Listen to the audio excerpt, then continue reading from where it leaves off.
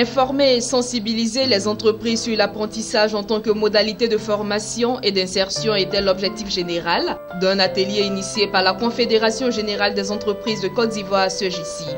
Il était question d'une proposition d'information et de sensibilisation des chefs d'entreprise sur les avantages que revêt la formation par l'apprentissage. Cet atelier qui se déroule sur 2 jours devra proposer des résolutions présentant clairement le cadre juridique actuel de la formation en Côte d'Ivoire, les modalités de montage et de mise en œuvre d'un projet d'apprentissage.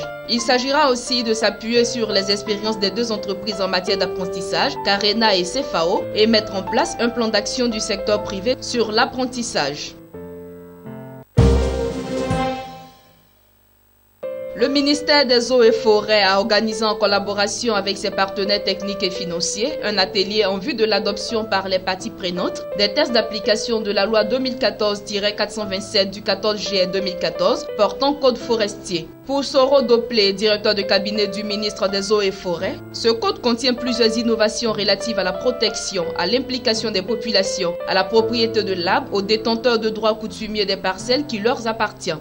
Ce code organisé implique plus fortement les collectivités décentralisées, les mairies, les personnes physiques et morales dans le cadre de la reconstruction forestière. Il donne aux agents des eaux et forêts la qualité d'officiers de police judiciaire, ce qui leur donne le droit de pouvoir faire des réquisitions, des constatations sur le terrain. Ce nouveau code prévoit par ailleurs une disposition pour le financement durable du patrimoine forestier.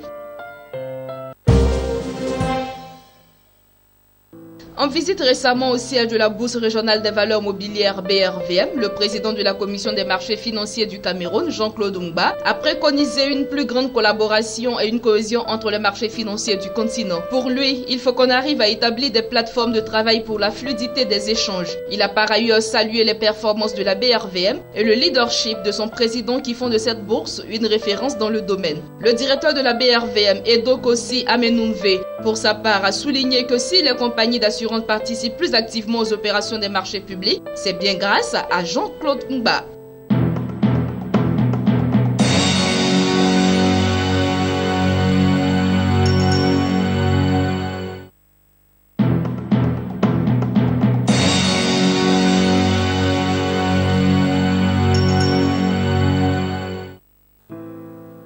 L'Égypte est proche de conclure avec le Fonds monétaire international l'accord qui lui permettra d'obtenir un prêt de 12 milliards de dollars. En prélude à la rencontre du vendredi 11 novembre sur cette question, Christine Lagarde, la directrice générale du FMI, a salué les réformes effectuées par le gouvernement de ce pays. Elle a insisté notamment sur la libéralisation du taux de change de la livre égyptienne et l'engagement de la seconde phase de suppression des subventions. La situation en Égypte n'est pourtant pas facile, notamment pour les plus pauvres. La libéralisation de la monnaie locale s'est accompagnée d'une inflation sur les produits et services de première nécessité. Par ailleurs, l'Égypte doit accroître ses réserves de change pour avoir le soutien complet du FMI. Une condition qui, selon le gouverneur de la Banque centrale, est en voie de trouver une solution. Seulement, il aura fallu pour cela obtenir des prêts et signer un accord d'échange de devises avec la Chine.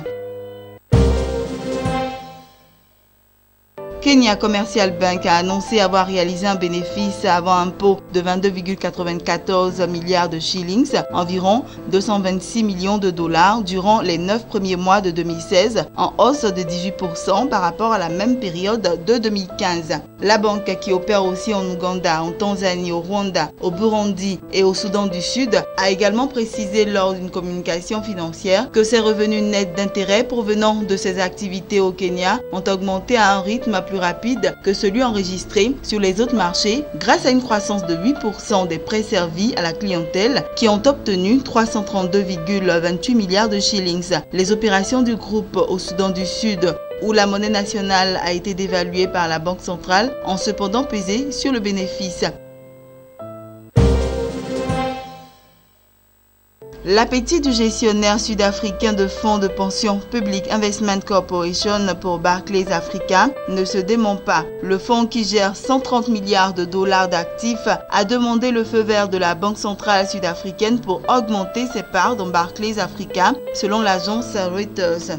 Le plus gros fonds de pension en Afrique, qui est déjà le deuxième actionnaire de Barclays Africa, avec une participation d'environ 7%, pourrait acquérir une participation supplémentaire de 31%, selon des sources citées par Reuters. La Public Investment Corporation avait annoncé en mai dernier qu'elle était en train de former un consortium d'investisseurs noirs en vue d'acquérir une participation dans la filiale africaine de la banque britannique Barclays. Barclays a déjà cédé depuis mai une cinquantaine de sa participation dans la filiale africaine dans le cadre d'un placement privé. Suite à cette opération, la banque britannique ne détient désormais que 50% de Barclays Africa.